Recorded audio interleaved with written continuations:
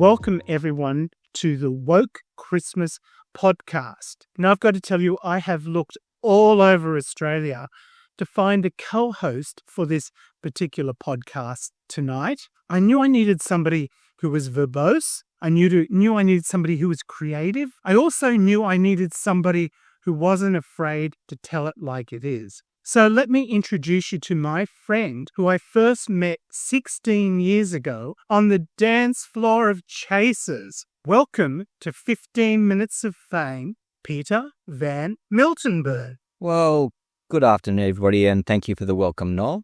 It's great to be here. Now, you know, one of the reasons I got you on was because the other morning we were having breakfast and we were just talking generally about Christmas.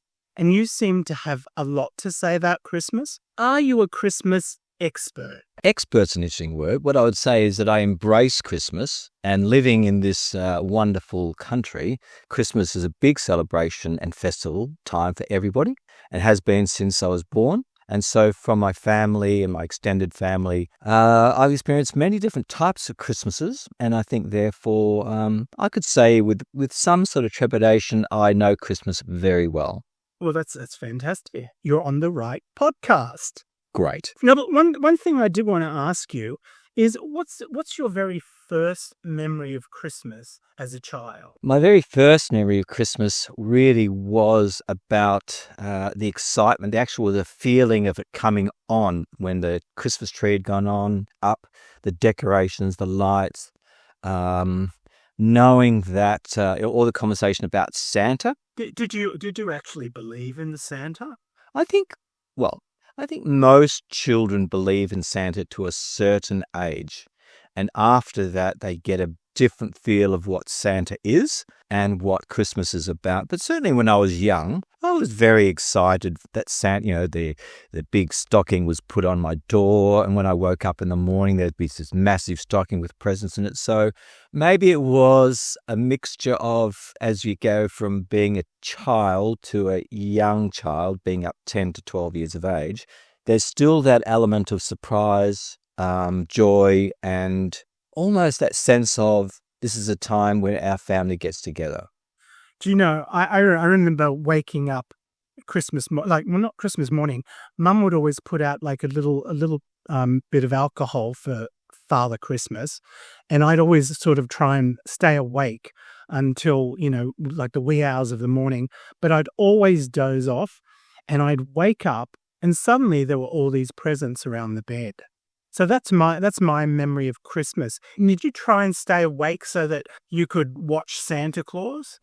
I think I gave up after the first 2 years because I just went to sleep. It's interesting that you left Santa alcohol. Oh, she did. She used to leave me a little piece of cake. Oh, really? Some alcohol. I don't know whether Santa needed any more cake, quite frankly. But we had issues in our family. That's possible. All right. No, look, it's a bit like the Easter Bunny when we left out the carrot and things for Easter Bunny. For Santa, there was something left out for him.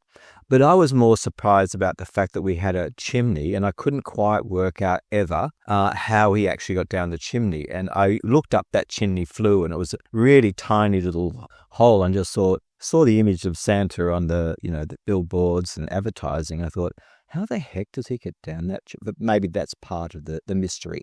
Well, that was always the fun thing, wasn't it? How did Santa get in the house? How did he deliver all that stuff? Do you know, one Christmas I really remember is I was given one of those. I don't think they even have them now. It was like a rocket that used to pump full of water. You remember those? Pumped and pumped and pumped.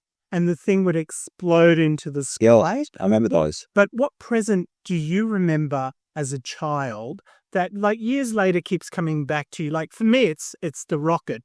Is there any particular present that you remember? Look, my parents were very practical, unfortunately. So saying my parents weren't practical. So no, I'm saying your parents are great. But because I lived on a farm, on a dairy farm, and we were a long way from people in general in terms of community and friends, our presents tended to be quite practical things for what we could do around the farm. But the best thing I remember with my parents, which then led maybe part of who I am and what I do now in terms of fine art and painting, is I got this big box of pastels. And I remember the pastels really vividly, opening them up and seeing these colors and feeling the texture of the pastel. And I thought, what is this? And what can I do? And so that was one of my most vivid things, was the pastels. Do you know, that's interesting, because I always think of you as such an urban person, because I grew up initially in inner city Sydney, so that was my childhood, and early Christmases were all very inner city Sydney. And I always think of you as an urban person, but of course you're not. You're from the country, and that must have been a very different experience as a child than living in the city like I did. Yeah, well, as I said to you, like now you see billboards and everything on advertising Christmas and Santa, and the whole thing's about even going into a supermarket, or like here where we live here, you go there now, there's a big Santa thing, you can get the photograph with the children. We didn't really have that because we wouldn't go into the city, which was a good 2-hour drive. So being in the country, Christmas was more, no, I wouldn't say subdued, but it was more personal and more family orientated. And even the Christmas tree itself would have certain things on the tree that were about us and about our family and what it represented. Even now, our Christmas tree, people, who've passed away, we have my sister has a little photograph of each person, our mother and etc. And we have a beautiful little, what do they call them? Cameo. What do they call those little bracelet, those brooches things? Those are, trying to think of the name of them. They're like, there's a cameo. Cameo or something? Yeah, I know. And we have that as part of the celebration of our family. So family was hugely important. It wasn't just about the ritual of Christmas, it was about family. So now, when you think of Christmas now, do you think of Christmas with people that are present and people that have passed? Is that correct? No, absolutely.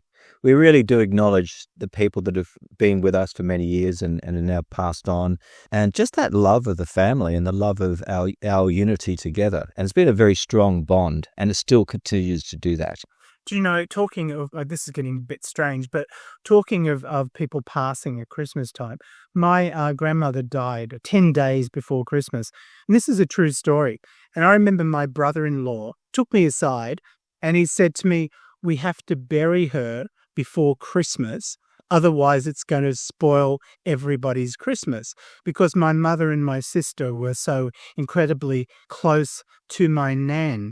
But strangely, we did get her buried before Christmas. She was such a warm, loving person. I used to love playing with her fat under her arm. I used to kind of wiggle her fat under her arm. She was such a warm, loving person. That Christmas, I remember, is one of the best Christmases we actually had. Even though she wasn't there, she was still there in spirit. Do you have if you got any memories of a Christmas that really stands out for you? I think the Christmas that stands out most for me was when we were actually, you're talking about your grandmother passing away, was the year that our mother had passed away. So she passed away on October the 22nd of 1988. And that Christmas, being a few months later, we could either sit there and be sad and grieving, which we'd already gone through that process, or we could actually really celebrate the sort of Christmas, because our mother was the one that put on the big spread. She was the one that had the cauliflower with the white sauce, and she was the one that had the broccoli with another type of sauce, and the big, leg of ham, and the big turkey, and the big roast, and all that. And that was her moment. Her moment was for her family, putting on this spread of golden brown potatoes, and the pudding was like the raised puddings you get now, and she would make that by hand. And do you think Christmases have changed? Because I guess Christmas Day was really about cooking. Women, when we grew up, women were meant to be in the kitchen and cook. Yes. Do you think that's changed today? Do you think Christmas has changed since we knew it as a kid? Well, for our family, it hasn't. It hasn't. No, it hasn't. For our family, when I say the men basically do all the roasts, the women do all the vegetables, and so and we all join in together. And I bring along the pudding, and the custard and the cream. And so everybody contributes. So that hasn't changed at all. In fact, more so, we've brought it back to the basics of what Christmas was for us as a family, without all the hullabaloo, and we've made it about being together.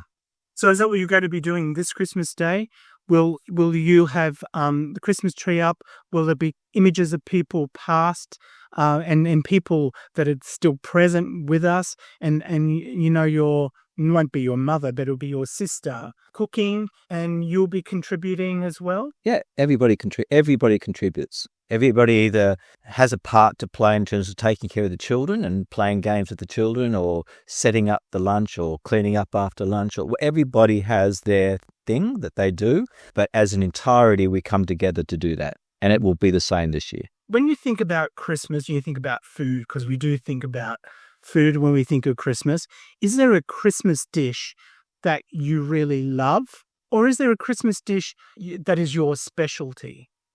Lamb roast. Will you have lamb roast? We will have lamb roast. Every year lamb roast? Every year lamb roast. And the turkey, and the ham, plus the vegetables, plus the desserts. So I'm gathering nobody in your family is a vegetarian. Nobody's a vegetarian. No, we have no vegans or vegetarians in our family. And if we did, there's also lots of vegetables, lots of potatoes, and there will be vegetables without the sauce on it if somebody was vegan. But there's nobody in our family who's vegan or vegetarian. What do you think about people say cancel culture? See, people because I certainly know people that are vegetarian, and they wouldn't even want to go to a Christmas do where meat was being served. Yeah. What do you think about that? Well, a little bit like our conversation the other day when we got into an interesting conversation. Epic conversation. No, I have been very privileged in one of the activities that I do, which is track and field, and competed internationally for quite a long time, to be really blessed to be able to travel around the world and experience different cultures and festivals and all sorts of things. I've been really lucky to be able to do that. Whilst I understand what Thanksgiving is really about, it's not about really the feast. It's about, it actually is a celebration, unfortunately, the genocide of an entire indigenous American Indian people. I understand that my friends in America celebrate Thanksgiving for what it is as they know it. And I acknowledge that. And if I choose not to go to one of the lunches, then I choose not to. But I do because I'm there with them in their culture and with their festival.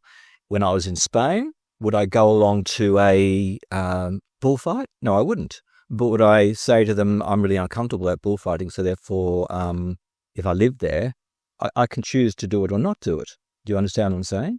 So there are things in countries that they have as festivals and rituals and things that lots and lots of different countries do, and faiths do, whether it be Hanukkah with Jewish people, Ramadan for Muslim people, the Buddhists have their own celebration of the moon, all that sort of stuff. Now, in this country, we have freedom and we have democracy. So you can celebrate all those things if you want to, if you're Jewish, Muslim faith, or Buddhist. And if you're Christian, you can celebrate Easter or Christmas. What I feel really concerned about is whether it be communities or organizations or places where people say, we need to be sensitive towards the fact that if we put up Christmas decorations and we have a Christmas party and we have people who are of Muslim faith or Jewish faith, we actually shouldn't do that because it might make them feel uncomfortable. This is actually something we were talking about the other day. It was one of the reasons I asked you to come on, is that I express that a lot of government buildings now are not putting up decorations, for fear of offending other religions. And you were really shocked about that, and you totally disagreed with it, didn't you? No, I totally disagree with it. I think that we are fundamentally, we're a multicultural country, and I think we acknowledge and celebrate, as I've just said, whether it's like we live in this Caulfield North area, and whenever the Jewish people have their Hanukkah and lots of other things celebrations that they have. I can't remember the name of the celebration where they stand on the corner with the horns and they blow the horn and they have different types of I've got piles. I saw swear this is true. In lockdown, I saw a gentleman do that up at Caulfield Park, and I had no idea what was going on. Did you see that they were holding palm and different? Yes, indeed. Yeah. Now, each one of those plants, in terms of the leaves represent a different part of the Jewish culture, their tribal sectioning of those cultures. So I accept that. And I acknowledge it, and I kind of go, that's cool, that's what they want to do. So I just hope that when people come to Australia, they know a little bit about who we are. And the fact that whilst we're a colony, from a British colony, and whilst we're still multicultural and Western to a degree, and that we're so much more multicultural now than we were back in 1880, we still have rituals. And we still have celebrations. And even though Santa is really created by Coca-Cola. What do you mean by that? Well, the original Santa wasn't the Santa that we see, the jolly little plumpy Santa with the white beard. In fact, that didn't exist until 1931. Coca-Cola created it. The actual red that you see on Santa is the red that Coca-Cola uses for its bottles. And also the reality is that nobody knows that Jesus was born on the 25th of December. In fact, nobody knows at all. It was a pagan ritual that when the pagans used to get drunk and run around a bonfire and had this big celebration, and the priests didn't like it, so they made it into a religious moment to shut down the pagan ritual. So there's lots of things, if you're a cynic, to say that Christmas is just for retail and children. Do you think people forget that Christmas is actually about the birth of Christ? Do you think we've forgotten that? I would say most people, young people, might maybe know about it, but not really. It's not something people talk about. I think if you said to most people, what is Christmas about? They would say presents, food, and family. What about people who go to church here over Christmas? They would have to be aware of it. I mean, I don't go to church on Christmas Eve. I know a lot of people do. Yes. So they must be aware of it. Maybe we're just not mixing in those circles to be reminded of what Christmas is about. Oh, I think the Orthodox Christians, or Orthodox Greek, or Orthodox churches in particular, they had their own celebrations depending on their layer. They would certainly celebrate it as Jesus' birth. But the Queen's birthday isn't actually the date of the Queen's birthday, nor King Charles's. And so we celebrate as we have since I was born, while Queen Elizabeth II was alive. We celebrated the Queen's birthday on a day that was not in fact her birthday. The fact that the 25th of December is there only because of the pagan ritual, I don't think it makes any difference to anybody. I think they just accept it. It's the celebration for the birth of Jesus according to the Christian faith. And we just sort of go, okay, well, that's fine. The other day when we were talking, I mentioned a friend of mine who said to me over dinner, I don't want any of that woke nonsense. Is that what you think some people think of Christmas in Australia? Some other religions maybe think of Christmas? They don't want to know about it? Is that what you're saying? I'm sure there would be some people that would be, as you say, offended or uncomfortable being somewhere where a community or an institution sort of celebrated Christmas, and they could be of Muslim faith or Buddhist. They could be an atheist. It doesn't necessarily have to be somebody of faith. It could be, somebody who's secular. And so therefore, they kind of go, well, I'm not really interested in Christmas. I'm not interested in the decorations. I'm not interested in the Christmas party. And this is a conversation that you and I had, which is, I know this sounds pretty harsh, but if I choose not to go to a bullfight in Spain, it's because I'm not happy about bullfighting and I choose not to go. But it doesn't mean I start complaining and whinging and whining to all the people in Spain about it. I just don't. What do you think about parents who ask schools not to put up Christmas decorations, not to have Santa at school? What do you think about that? No, I just totally disagree with it. I think it is as much as, once again, I am a humanist. I'm not agnostic. I'm certainly not Christian, even though I was I was christened and I went through confirmation, all that sort of stuff, and I understand the principles of the Bible and Jesus and all that sort of stuff. I've chosen my spiritual path, which is humanist, which is about logic and reason and what we have in common with other humans. That's where my faith comes from. And if that incorporates Easter and Christmas, and if it incorporates Hanukkah, and if it incorporates Ramadan, and I know friends who are celebrating that, whilst I'm not Muslim or Jewish, I still acknowledge it and go, that's pretty cool. So therefore, if somebody says to me, in a school in Australia where we've had a long tradition of these rituals and these celebrations to say, we do not wish to sing Christmas carols. We do not wish you to put up decorations. And it's a secular school or a secular organization. If that's the case, then I think it's really appalling, to be honest with you, appalling for people of another faith or people who are atheists to say, we're really uncomfortable about decorations. We're really uncomfortable with Christmas. We don't want the rest of you to celebrate that. I think that should be stabbed out. I think it should be not ignored, acknowledged, and have a conversation about it and saying, if you choose not to come along to the Christmas party because you're an atheist or of another faith, that's okay. If you choose not to put up decorations in your own home, but we have them here at our school or our organization, and that makes you uncomfortable, I don't really like saying this word, but I'll just say it, which is bad luck. If you don't like it, bad luck. This is who we are. This is a part of our identity. Like the bad Santa, aren't you? And those movies delivering all the gloom and doom, do you think? No, I don't think no, I actually love it. I love it.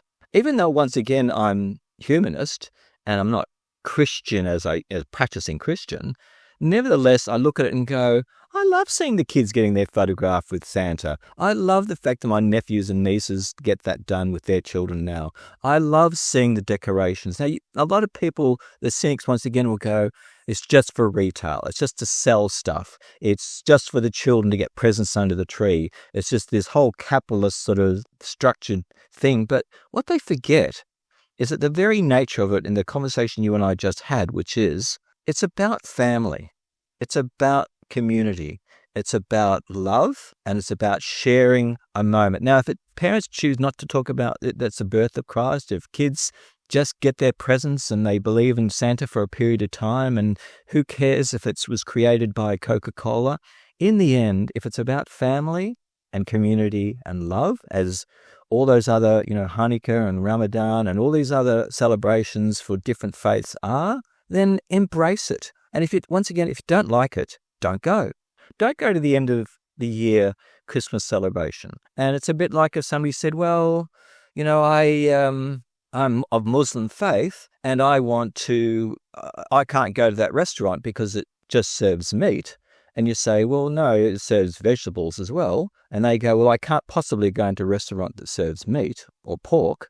I just think that's ridiculous. You need to adapt, and you need to acknowledge and understand that this is not other cultures or other countries. We're a multicultural country. And everybody has to accept everybody, in the country and their beliefs and their values. Yeah. Something that I do, this is probably just going to change the pace a little bit, but something I think it should be compulsive in schools is, regardless of what religion or what country you were born in, everybody should be forced to watch Love Actually. What do you think? I think that's where I think everyone should watch that movie. It says everything, doesn't it, about Christmas? It says everything about love. You've never seen it? You've never seen it? I've never seen it, Oh, actually. my God. I can't have an expert on that's never seen Love Actually. I've never seen Love Actually. But it plays every Christmas. Does it? How could you miss it? I think I'm probably listening to Mariah Carey on playback. I'll be honest with you, I'm not big on Christmas movies. And I never actually have been big on Christmas movies. Isn't there a very famous movie called The Night Before Christmas or something? Black and white movie with... No, who was it? Getting confused. But I'm doing a pop quiz later on. Yes. And we'll talk about that movie. Anyway, what I'm saying is the movie that I saw when I was young, and it was about Christmas, it was a black and white movie, and I can't remember the name of it now, but that was pretty cool. Actually, I really enjoyed it and really loved it, but I never had to watch it again. Okay. But Love Actually, I might think about it, Non. Okay. Well, next time you do a podcast and you're going to talk about Christmas, you need to see Love Actually. Right. Before you go. Who are the main actors? In Love Actually? Yeah. Oh, everybody's in it. Who? Hugh Grant, Laura Linney. That's probably why I didn't watch it. Why? I can't stand Hugh Grant. There you go. Oh my God, this is going crazy. Hey, quick question. What I'm going to do now is I'm going to give you a Christmas pop quiz. Oh, gosh. And we're going to see, because you're the Christmas expert. Am I? Yeah, and you're a little bit of the Christmas Grinch as well. So, I think you're going to ask me how many reindeer did Santa have now. I hate you. And I'm going to try and remember whether it's 8, 7 or 11. well, I tell you, I'm making these questions up as we go. So who knows what's going to come out. All right. Are you ready for our Christmas pop quiz? All right, I'll do my best. Okay. Which popular Christmas beverage is called a milk punch? An eggnog? Right. What did the other reindeer not let Rudolph do because he had a shiny red nose? They wouldn't let him, or actually, he did eventually lead it because he came in as a reserve. They didn't want him on the sleigh. They didn't want him joining any reindeer games. Oh, is that right? Okay. Yeah. How many ghosts show up in A Christmas Carol? 5? 4. Oh. Where did baby, I can't say this without thinking of Finn Kim. Where did baby Jesus? Yes. Where was baby Jesus born? Bethlehem. Very good. Here we go. The movie you were mentioning, I think. The movie Miracle on 34th That's Street the one, yes. is based on a real-life department store. What is it? Macy's? It is Macy's. And, of course, it was Natalie Wood. Wow. Natalie Wood was the little girl Yeah. who didn't believe in Santa Claus, was it? Something like that. Something like Yeah. that. Yeah. Beautiful actress. Okay.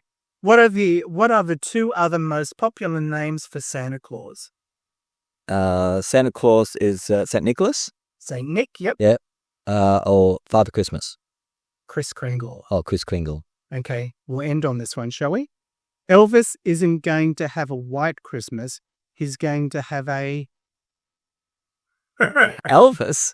Oh, gosh. Elvis isn't going to have a white Christmas. He's going to have, well, he sings. So it would have to be I have no idea. It's going to have a blue Christmas. A blue Christmas, like blue suede shoes. Blue Christmas. Push, I didn't get that one. I'm going to give you one more. Oh, really?